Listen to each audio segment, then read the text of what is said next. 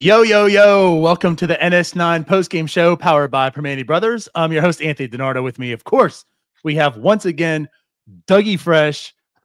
Doug, we made a promise yesterday. We're just going to play. Yeah. Right. Because we knew this was happening again today. Predictable. Very easily predictable. Yeah. That's right. So for everyone listening, remember, when you hear Mike Burrow's name, just replace it with Mitch Keller. Mitch Keller, right. We present you today's postgame show. And go to Bet Online and take the opponent and the under. I think, I'm sure you're about to do the ad read. We might as well get the plug in there. Easy right. Bet. Pirates, take the under. Take the under. Well, I mean, hey, no financial advice, but I think that's smart. So I'll tell everyone here right now. Yeah, BetOnline is the world's most trusted betting platform and your number one source for all your sports betting action.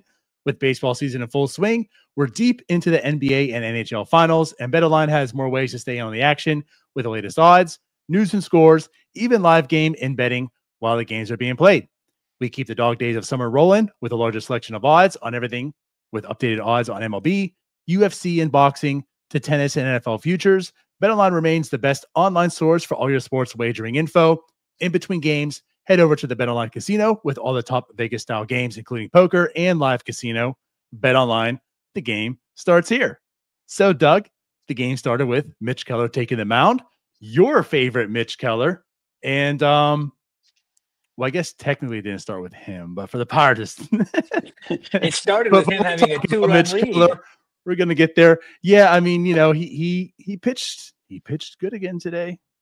I mean, it's hard to argue with the end results, right? He went 6 innings and gave up 2 runs. That's an outstanding start. It is a little frustrating that the Pirates spotted him 2 runs and he just couldn't wait to give it back. Why doesn't he get any better at holding runners, right? It's a universally known that he can't hold runners, but he's done nothing to improve on that, right? My frustration with Mitch Keller is getting to be is that he's the same exact pitcher that he was 3 seasons ago when he sort of had his breakthrough. He's good for a couple months. He tails off. He can't hold runners. He doesn't. Yeah. I don't know. I mean, if we give Paul Skenes a 2-run lead, you don't think he's going to give those 2 runs up. I don't think Michael Burrows is. I don't think Jared Jones is. They've got some dog in them.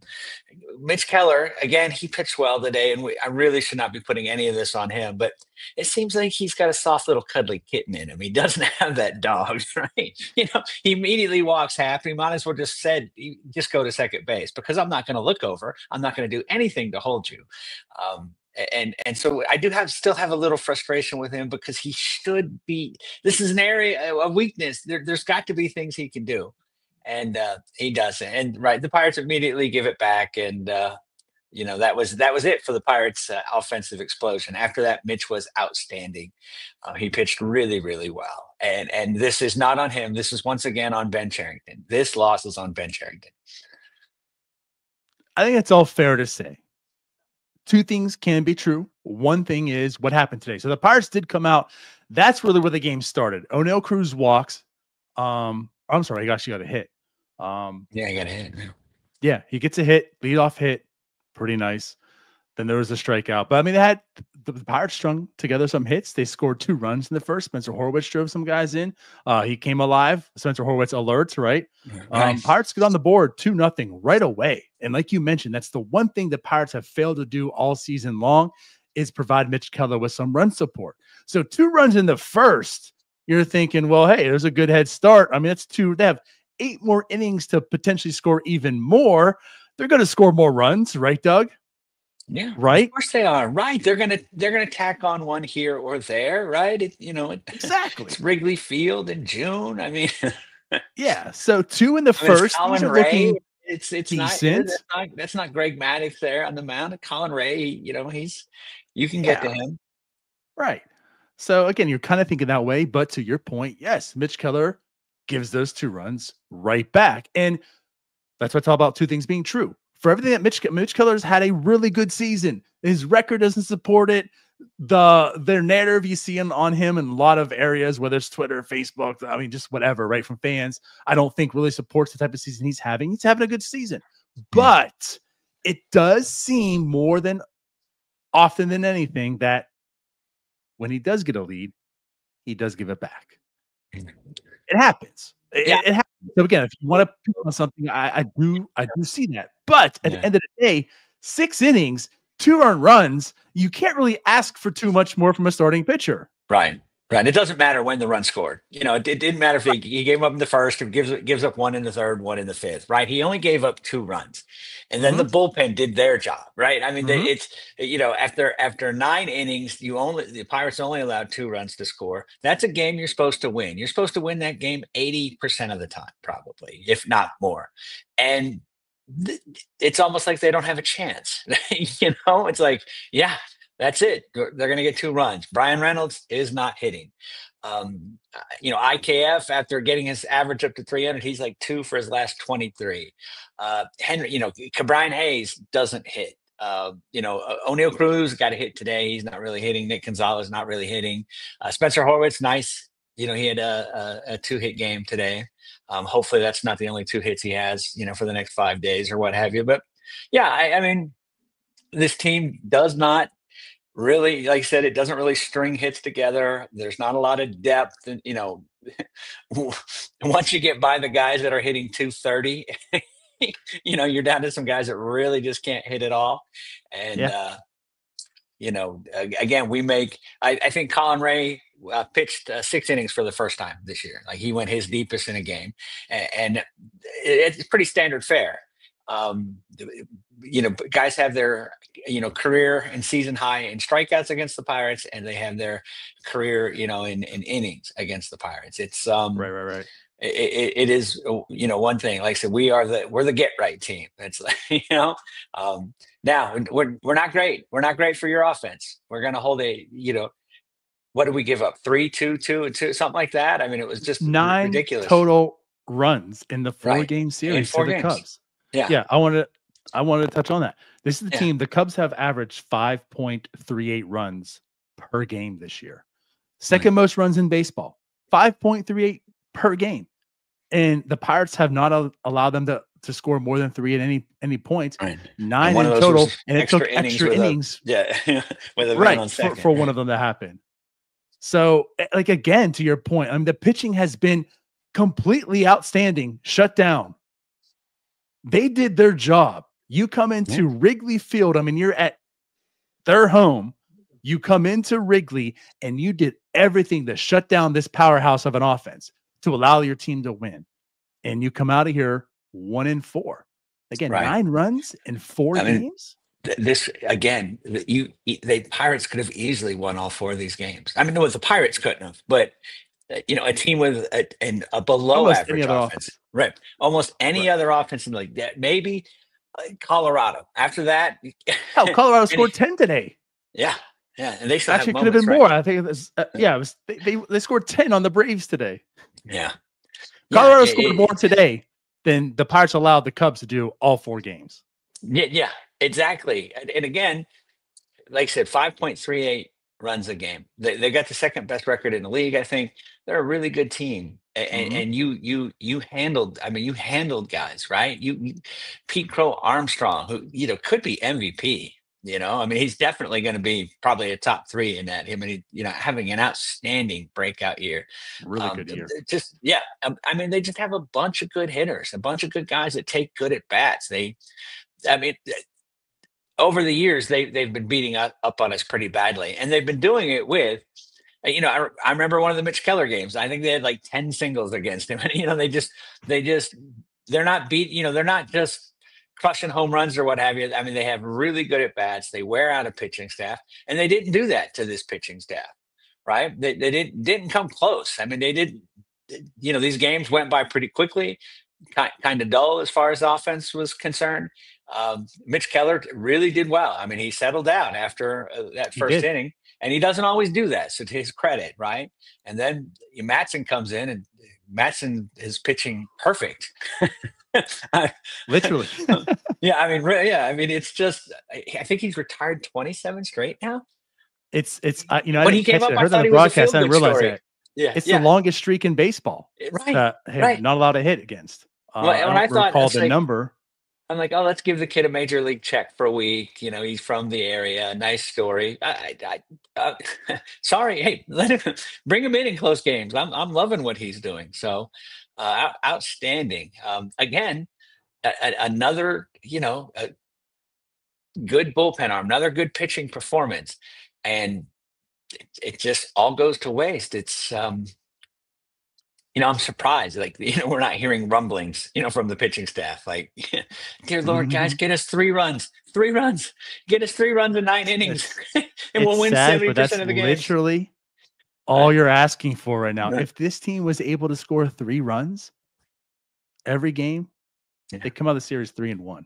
yeah, Think about that. yeah. You're Yeah, asking for you three go to runs. Chicago, 12. best team If in they the were to score division, 12 right? runs this series, Right, 12 in a 4-game in four series. games, Oh my right? God. Yeah, They're three yeah. and one. They can't Yeah. do that.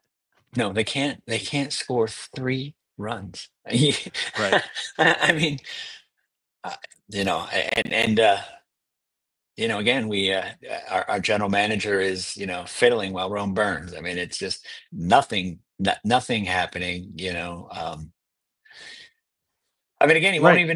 won't even bring up Nick York. I mean, I'm okay. So you can't go trade for Juan Soto. We get it. And right. Trades are a little harder to pull off now. Teams are waiting. Blah blah blah blah. I'll give you all those crappy excuses. Why don't you just call up one of the guys that's been hitting 300 for the past month? I know him and Cook are not, they haven't had great seasons, but they've been hot lately. And I know they're not hitting Yeah. with power, but so what? They're not striking out. They're not. I mean, let's just see. I mean, again, it's what we're always this. Let's see what you acquired Nick York for a reason. I'm assuming, right? I mean, like you had to have some belief in him when you traded for him. It has, I I just know. don't understand. I just don't understand. I know. I mean, a part of it's still like an indictment to this organization when the only like this offense is this terrible. And really the only thing you look to help solve it, or at least help it to some degree, are two guys that are barely making it in AAA that you kind of have to, through a lens, say like, okay, well, maybe they're good enough to call up. And I'm with you. I mean, overall, the numbers haven't been there, but Cook has been hitting the ball better of late. I think like the past 2-3 weeks for sure. And then of course with York, he's been hitting for average, certainly. But my thing too on this is these are guys you traded for. Like Cook is what, 26 years old right now in Right. AAA. His second time through AAA as well. Like you're making a trade with him last year. He's 26 years old, and you're still just like, well, we got to let him marinate in AAA. Right. Like, Right. why are you making the trades for these type of guys? Well, Like do right. something substantial. Make a And real we're trade. Get we're some real asking help that, for this year. right. We're asking that they replace Tommy Pham or Right. Canario or Hayes. We're asking for they come up and take at bats away from guys that are hitting 200. I get it if we had some a bunch of guys that were hitting 250, we're scuffing a little, and you're like, nah, Mm-hmm. those guys. But I mean, I think Tommy Pham has shown pretty conclusively that he just doesn't have it anymore. He Oh, got for his sure. 10 years in, good for him. I've got no beef with Tommy Pham. If the Pirates tapped me on the shoulder and said, go play left field, I'd run out there too for 5 minutes, easy. And I would suck, you know, Right. but, again, this is 100% on Charrington and then I guess, on up further for keeping him Mm-hmm. employed. But it's just absurd. You've got, I mean, just you've put together in year 6 a whole slew of guys who cannot hit. It's just, I mean, I know this has got to be boring. I apologize, chat, for adding nothing new to this conversation. There's just nothing else to say. The team can't hit. But it's It's just unfortunate. It's just again, it is what it is, because you're seeing, that's what makes it so frustrating as well, is you are seeing the pitching come through and just I can't state this enough. You know, the heat check. It is the Chicago Cubs. You're coming into Wrigley Field. You're playing the Chicago Cubs, the team that's leading the division. You know, if this was the year you were going to compete, you see why. Like, look what this pitching staff has done on the year, especially over the month and a half, right? I posted out today the best starting group since May 1st. I think it's a 2.97 ERA since May 1st. They lead the majors in innings since then, and ERA and blah, blah, blah, what have you. And that's a substantial amount of time. Again, that's a month and a half. Yeah. And they come into Chicago right now, and they do what they did right now. And it's not just the starters. You know, again, we're talking about the relievers as well, to go to the bullpen, right? You're kind of getting rid of some of the dead weight. Guys like Matson, again, like the Shugerts and the Matsons of the world, I don't expect them to be like dudes. It's not like, okay, they're coming up here and they're going to be a big part of the bullpen, but they're doing more than you can ask for. Again, especially Sugar, because he's been doing it for quite some time now. But even Matson now, like, these are just some guys. There's some depth. There's maybe something a little bit of intriguing about them, but there's kind of depth. And they come up here and they're not in like the late inning roles, the high leverage, right? But they're doing what they need to do to bridge that gap to get to your guys. So you're having the unheralded heroes right now with those guys. Then you're getting the Ashcrafts here. You're getting the Majinskis here, right? You see Santana, David Bednar, who's been pitching much better. Like, this bullpen is coming together and being really, really good too at this point in time. The way it's put together at this point. I mean, your pitching staff is good. Yeah, you're 100% right. We should be, these post-game show, we should be celebrating the pitching. We should be actually talking about what a great job Ben Cherington has done with this pitching staff. If he simply would have traded for Naylor and signed Austin Hayes. So we're not talking break the bank moves, right? You know what I'm saying? We're not talking about, you know, league shifting kind of moves. If you just would have added those two guys instead of the two that you did. And again, Austin Hayes was available. Like, I don't know, I can't speak on how the trade, you know, blah, blah, blah. But the Austin Hayes was just out there waiting to get signed. And you chose Tommy Pham. Right. You know, right. I mean, you've got the bounce back from Bednar. They said you've got the Matsons and the, you know, I mean, like Santana coming sort of out of nowhere, Shugart, and Ferguson doing well. I mean, just on and on. The great job from the starters, the great job from the young guys. I mean, we should be trumpeting, you know, we should be the man, Ben Cherington. He has done such a great job. And then he just, you know, he did those two little tweaks to the offense that have made just enough, you know, where they get that 3 or 4 runs a game. And instead, we're like, oh my God, we're losing 2-1. I mean, that's probably our most common score. You know, we've probably had more 2-1 losses than any other. And that's just, right. You know, I mean, and I understand, like, you know, we'll make all sorts. The wind was blowing in, and the Pirates, you know, that would have been out of here in 4 out of 30 parks, and that exit velocity and you know, the ball's dead. Well, the ball's dead for the Cubs, and the ball's dead for the Dodgers, and the ball's dead. You know, it's the same ball. And I was just going to bring that up too. Yeah, because I did want to like touch on it, because it is funny. Kutch made that tweet yesterday. And now this is kind of blown up. Okay, and if you don't know, he heard from someone in MLB that more or less the seams are raised on the baseballs.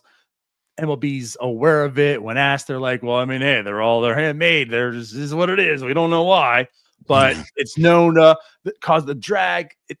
Basically, it's known and understood there's a fundamental change in the baseballs right now, and it's causing baseballs to go about 4 feet less than typical. Right. And I do bring that up because, of course, ironically, that was brought up yesterday. What happens today? I mean, it's a tied ball game, and there were a couple hard hit baseballs that showed it was now I forget. It was. Then IKF hit one.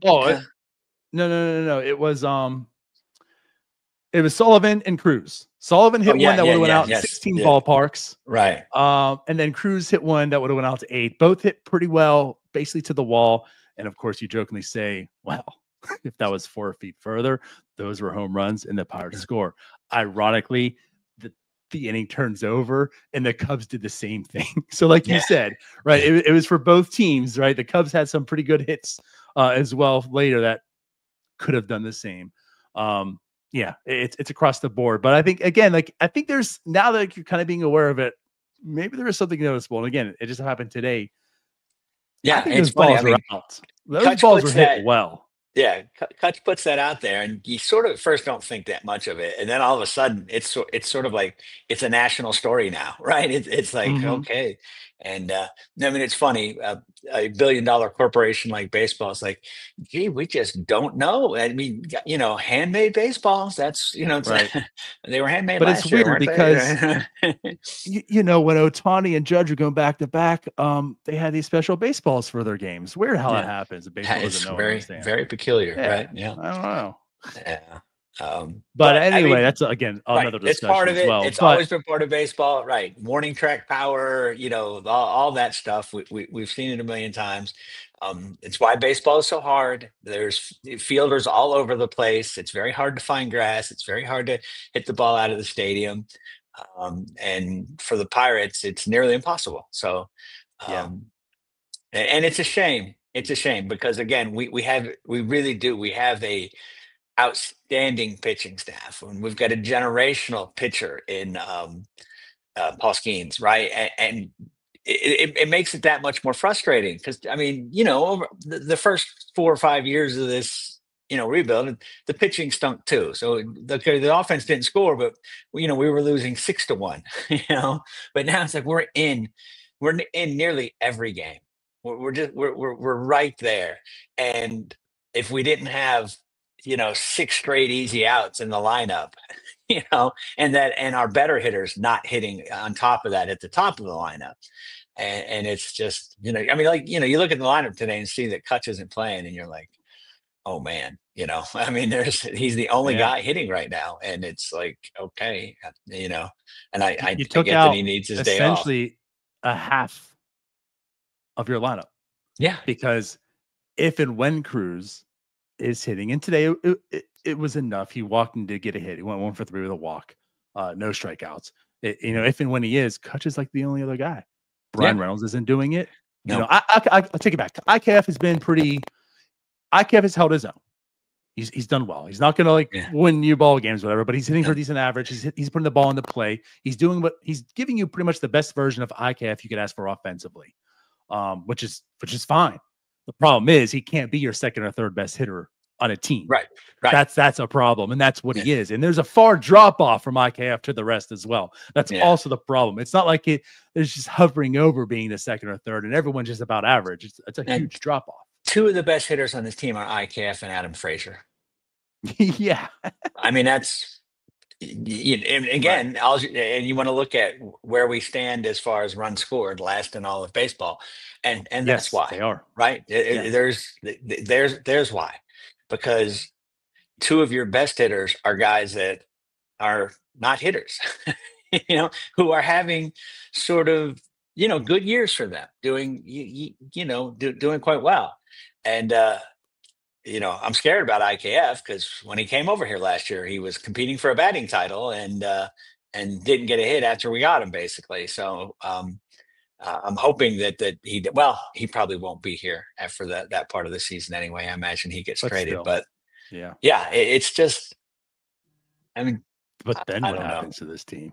Yeah. Oh my gosh, when Jared Triolo's playing shortstop, Yeah. right? Oh man. But Uh, either way, yeah, I mean, that's just what makes this year so frustrating. I go back to last year's trade deadline as well to some degree, because it was like they didn't go for impact. They went for it's seen as if control, with right. the De La Cruz. De La And Cruz. what did the Cubs do? They went for impact. They got, Isaac Paredes. Yeah. And they went and turned him and flipped him for Kyle Tucker this year. And it's like, I mean, look at the two teams. It wasn't like the Cubs were going anywhere last year either. Like the Pirates. I mean, both teams, like they could, but it's like an outside shot right at the deadline. And you wanted to see both do something. And again, Right. the Pirates went let's get Brian De La Cruz, who's struggling, has been struggling and declining every single year. Let's go after him because there's like this control. And the Cubs, who also really aren't in it, went after Paredes, who's also did seem odd because he didn't fit the ballpark. But at any rate, like, well, that's an impactful bat. And It's then still a what bat, they did right. this year is the Pirates designate Brian De La Cruz because the target they went after is terrible and continued to decline. And the Cubs went and flipped Paredes for Kyle Tucker, and again, it just kind of shows the difference in like these two organizations and like the focus and what they're doing. And yeah, it's not that shocking that the Cubs right now are the best team in the NL Central and the Pirates are still in last place. Like the forefront in this organization. And again, the offense, all we've asked for in last off season and into the trade deadline as well. And we are doing this off season and probably at this trade deadline. It's like this team just needs to be a below average team. Right. That's it. Like if they're 18th in baseball, this team's probably in contention right now. Yeah, that's they probably all have this 10 more team wins. needs. Right. I mean, it's just so simple. If you have a functional left fielder and a functional hitting, say, third baseman, or, maybe actually a shortstop, and IKF can then, bounce around. And so Hayes doesn't Be have to play best so much. version of himself. Yeah, but put him in his best spot, right? If you do those two things, right? And and like you said, if you're just 18, 19, 20 and runs scored, you've probably got 10 to 12 more wins, right? You're in the thick of it. And we're saying, oh man, if we can just go get, just one real hitter at the deadline, let's trade one of these young pitchers. Let's do something bold. Let's go get last year's version of Jazz Chisholm. Let's not go get another Brian De La Cruz type. Right. Like I said, you got the bounce back from bed. I mean, everything as far as the pitching has gone better than we hoped for. And you're just wasting it, losing 3 or 4 games when you never gave up more than 3 runs. It just, I don't know. It seems criminally negligent. Yep. So I know this show went a little bit off the rails, but more or less it's because we did save you from having a repeat of yesterday's post game, because that's essentially what happened today. When you get us 2 days in a row, the same, and it went to extras. Went to extras today, and the Pirates go down. They have a guy gifted them on second base. 1, 2, 3. They go down immediately. And he turns over to the Cubs. Right. David Bednar takes the mound immediately. Which again, like I would do the same thing. Kyle Tucker's up, walks Tucker intentionally. The Pirates kind of part of there. I mean, it's a tough task. You're giving a guy on second base. It's the Cubs offense. I don't care who's on the mound, but yes, it was David Bednar. David Bednar has looked good. The heart of the order's up. You're going to walk Tucker. The Cubs, they were trying to get creative. Birdie was up, showing bunts. The wheel play on, and he swings away at first. Then shows bunt. David Bednar is pitching well to him, but then the Cubs double steal. Bednar, and then Hayes was nowhere near third. I mean, Henry had the gun. He was ready. Dead man on third base. There's no one there to throw it to. And the greatest defensive player in all time is not there. Which he made some good plays today. Yes, he did. But right. So like that cost the game. I mean, the odds were high that you're probably going to lose the game anyway. They're already really against you, but Bednar has been up to the task. I mean, right. And I would like him to had a fair shot at it, right? But we pirated our way through that inning, and right. And that hasn't been the case. Men on second and third with no outs. Now you're asking Bednar to save the world. All he can do is strike people out. That's the only thing that's going to work. Because again, if we get a comeback or we get a hard grounder or something, we're probably not executing that play. It's not what we do, right? So like this isn't on Bednar. It's not on it's not on Mitch Keller. It is on this offense, and this offense is. And again, you're asking this offense. You're asking people to do stuff they simply cannot do. So it's time to get other people. Somebody had said, bring Jack up, give him one last shot.